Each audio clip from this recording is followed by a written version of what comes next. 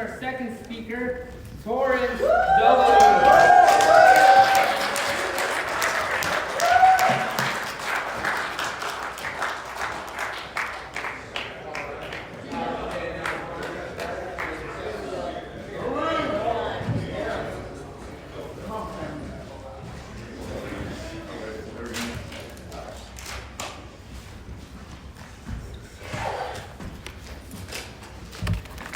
My name is Torrence. I'm an addict. Thank God for God, His mercy and His grace. And thank you, Roger, for giving me this opportunity to come out and share my experience, strength, and hope. Thank you, Barbara, for leading the way. And thank all of you for coming in for your independence of recovery. It's an independent weekend. So I'm glad you're here. Look at each other, give them a big smile. This is a day one because we're not using today. I like to start out with what my first sponsor taught me to start out with. And his name was Kenny Smith. I started doing this 20 years and 28 days ago. And he had me read chapter 5, what is that, page 53. And chapter 5 says, what can I do? I usually start with the italicized part of this. It says, begin your own program by taking step 1 from the previous chapter, how it works. Those are the steps. All right, bar none. That's where we start. But there is something that happens before I can surrender to anything. And this is what it says. When we fully concede to our innermost selves that we are powerless over our addiction, we have taken a big step in recovery. I can't surrender until I, Torrance, say that nothing I've done up until this point has worked. Absolutely, zero. If I do not tell myself that I cannot do this the way that I've done it, that I can't run down through the patch, boogity, boogity, boogity, saying, I know where I'm going, because I have absolutely, well, yeah, I do. I know where I'm going, because the police will drop right off the sky. I'll go to jail. That's what would happen to me, right? And so,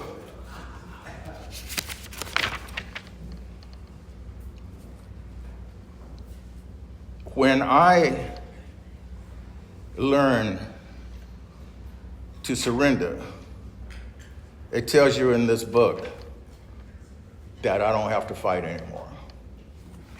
And so, what does that mean to me?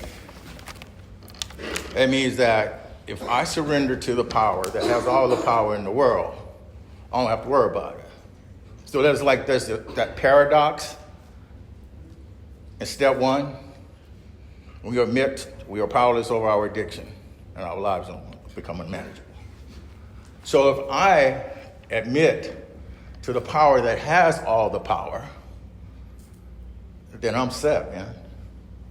I don't have to worry about being, that dude, T-Money or T-Bone or don't mess with him, That was a lot of responsibility, y'all.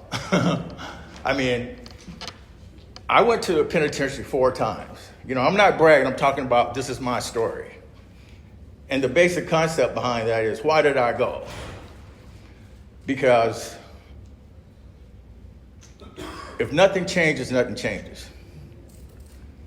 I had a mindset that told me that I can do this action, and that actions were going to give me a result.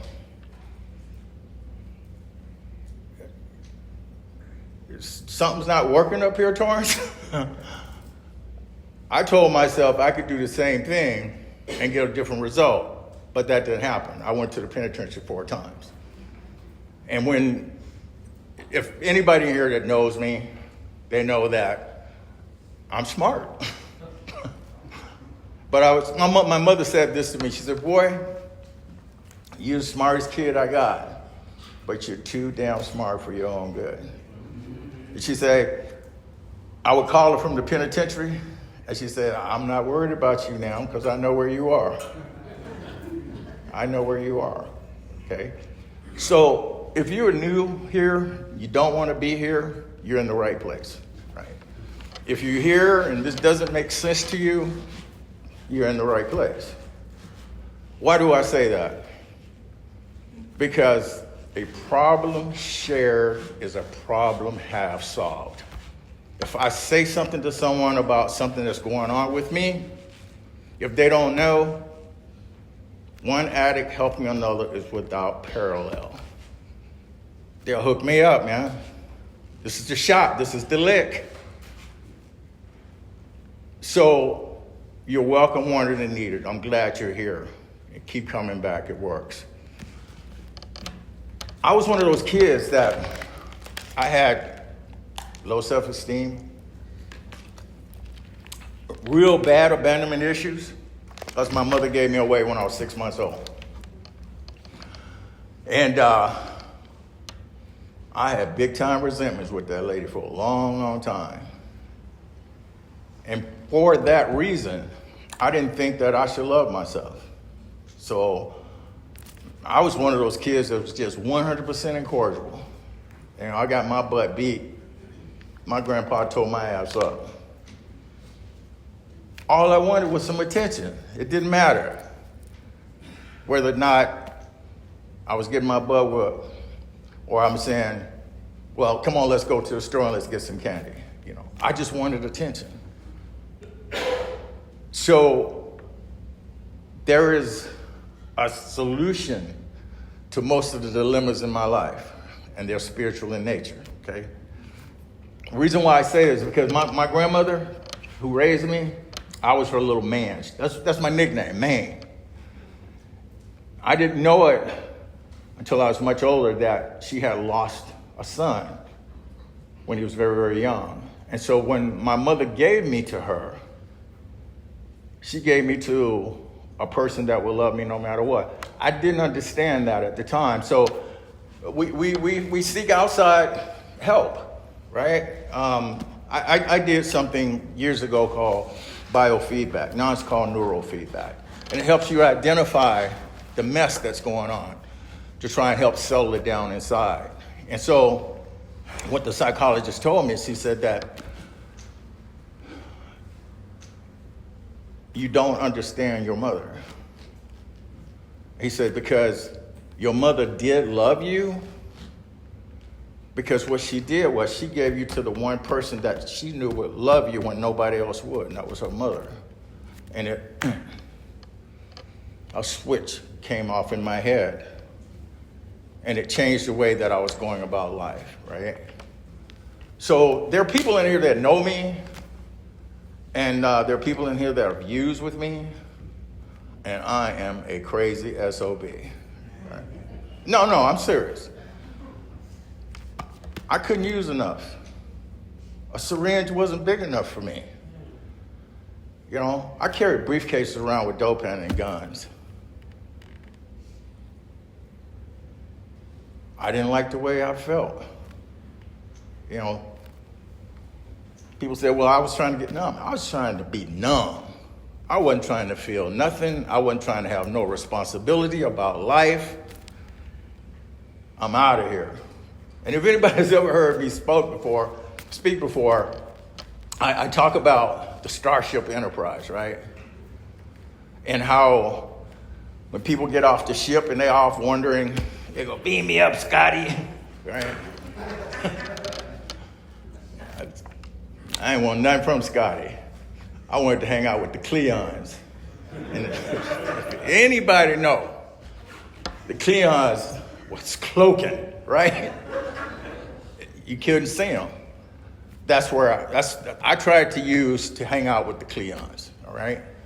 And I was out of my mind. I would stay up so many days that I would speak a language that people that speak English couldn't understand, and people that spoke any other language couldn't understand, but I thought they could understand what I was saying. That's how crazy I was. I was in a psychosis, psychotic blackout. There was no alcohol involved in that, right? So all from drugs and staying up, sleep deprivation. And I'm a big dude, right? Can you imagine seeing me at 1 o'clock in the morning on Martin Luther King Boulevard in Lombard, quarter ounce of cocaine in this hand, double barrel Derringer in this hand, Tony Lama skin, the toe with snake skin, boots, and just my underwear.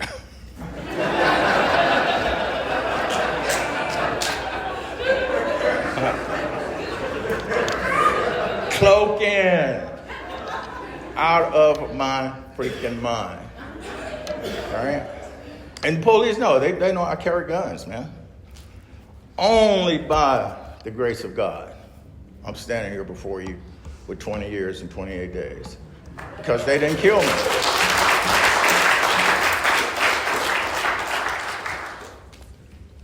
They didn't kill me, right? One of the luckiest things I think that ever happened to me is that when my mom gave me to my grandmother, she took me to church, right? And, you know, I used to read those Bible verses on those cards. If you're old enough, you understand what I'm talking about. You know, we had to memorize it. And when the last time I went to take, as my mother called, a big boy's timeout. It was back to the penitentiary. I was at Inverness, and somebody came into Inverness that I knew. And it came in with H&I, right? And that's why I still try to do H&I. I mean, I was ad hoc for a while, but they took my name off the list, Linda. Anyway, I think I'm going to have to go back to, no, you didn't do it. What is it, orientation? Yeah, but anyway, I used to go to Columbia River. But here's the thing. The right person at the right time with the right information, that's when it happens. Because I had heard all kinds of people tell me, hey, man, you're killing yourself. You know, you're going to spend the rest of your life in the penitentiary. Well, we all get a moment of clarity.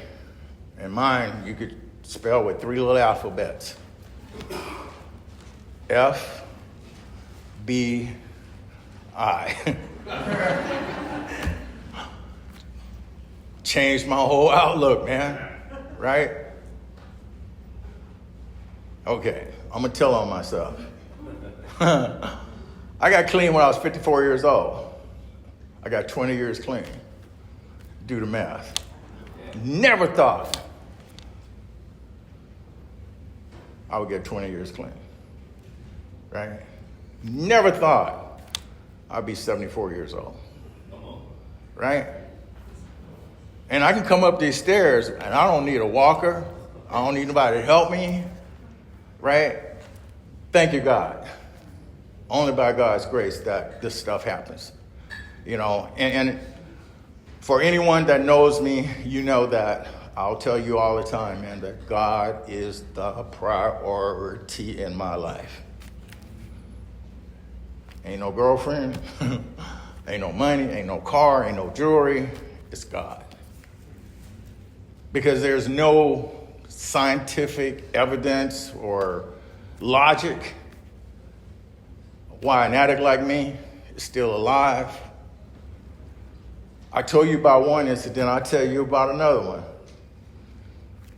Driving a car, coming down 15th, going south, just past Alberta, passed out in the car, drift across the lane, tore somebody's porch down. The column that holds the porch came right to the windshield over the steering wheel, where my head should have been. Only the grace of God, right? My girlfriend's car that I was driving, when she saw the car, she just knew I was dead. But I was passed out on the seat, right? Yep, I went to jail. But I hid the dope, right? So what I'm saying is this, man, is that I wouldn't have this opportunity to be here if there wasn't a power much greater than all the insanity that I was doing, right? And the other thing is that I just got a chance to work in a building that I died in 1995. I OD'd in the Henry building, right? And I had just got through talking to a friend of mine that lived in Salem, and I didn't hang up. And they called the front desk and told me they need to do a welfare check. I was in ICU for 10 days. I was dead. And they let me speak to my mom because your son, this is it. My kidneys had shut down, right? They had me on catheters and all of that stuff. And when I got out, who knows what I did? I got fucking loaded. Death was not a deterrent for me. My obsession and compulsion was just so rampant that I had to numb myself. I had to, right? I think sometimes, man, drugs keep people from committing suicide. The pain can be so great, right? Because, like I said, I didn't use to get high. I did not want to freaking feel what was going on inside me, right? So thank God for psychologists. Thank God for the Federal Bureau of Prison. And thank God for allowing me to ask him to stay in my life, right? I have a wonderful life now. I like me. When I get up in the morning, I look in the mirror and I go, you about one of the coolest old motherfuckers you know, Torrence. I mean, truth, right? I like the skin that I'm in. Why? Because I'm not harming me anymore. Which means that you get a reprieve. I'm not fucking you up either. Because, you didn't... Yeah, nobody stood a chance hanging out with me too long, right? I was out of my mind. And I think I've come to the realization, man, that God sends people like us through a conditioning, right? Through that heart surgery. So when he puts people in our lives that's not going to listen to anybody else, they know we know. They know we've been there. They know we've done that. It gives them the possibility that they too could have hope and get clean and stay clean, right? And, I get to work with people, I see people that I've worked with for a long time, and they're clean, man. And no amount of money in the world could pay you for what that spiritually feels like, right?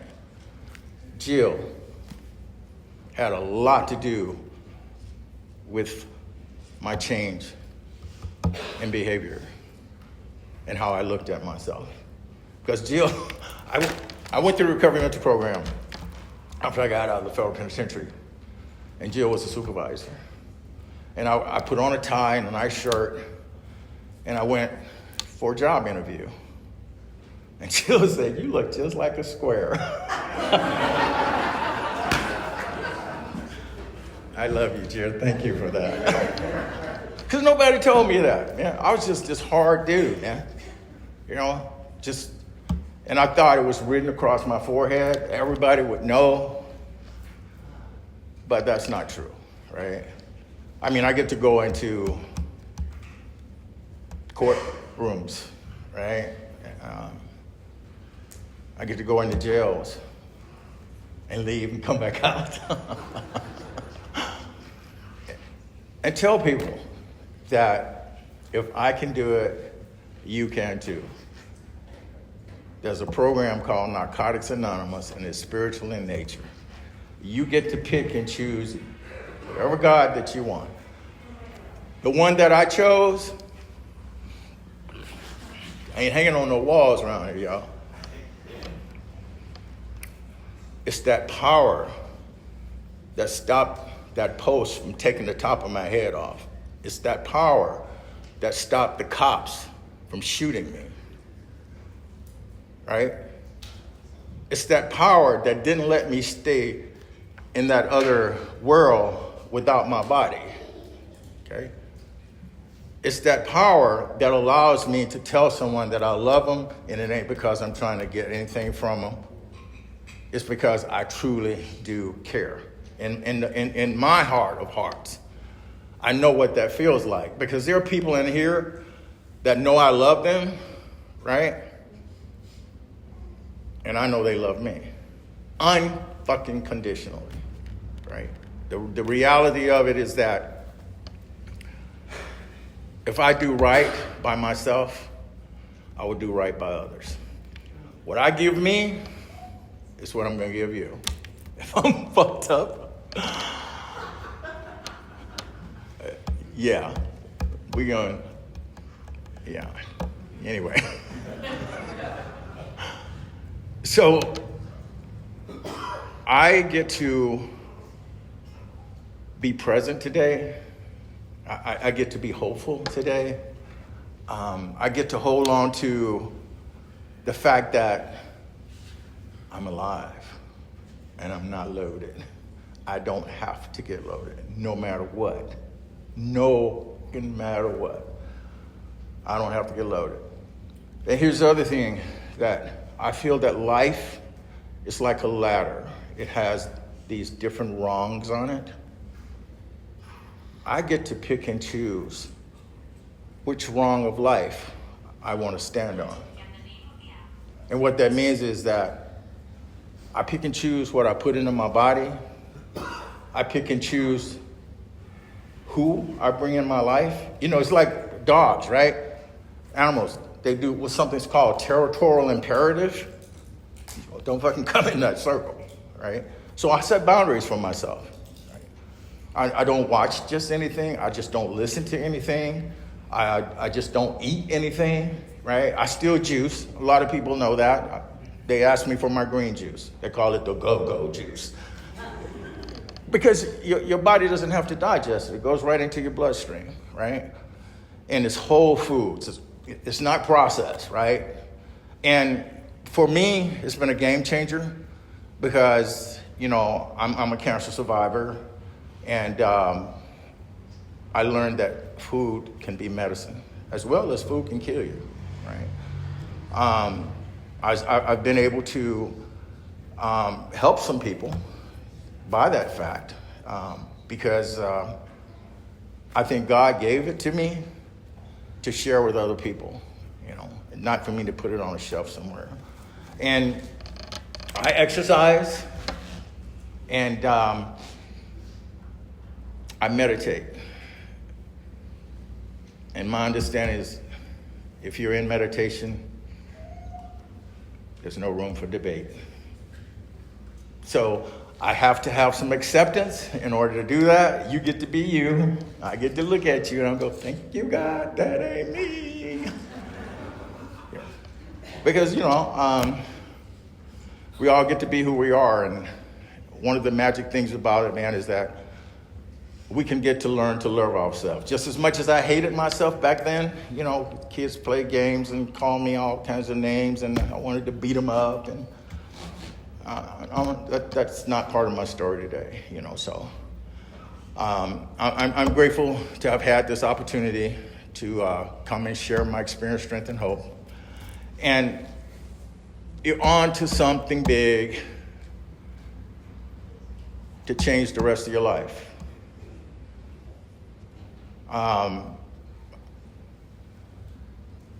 The book, Narcotics Anonymous book. I mean, there's a bunch of them, right? The flat book, all of that stuff, right? The steps.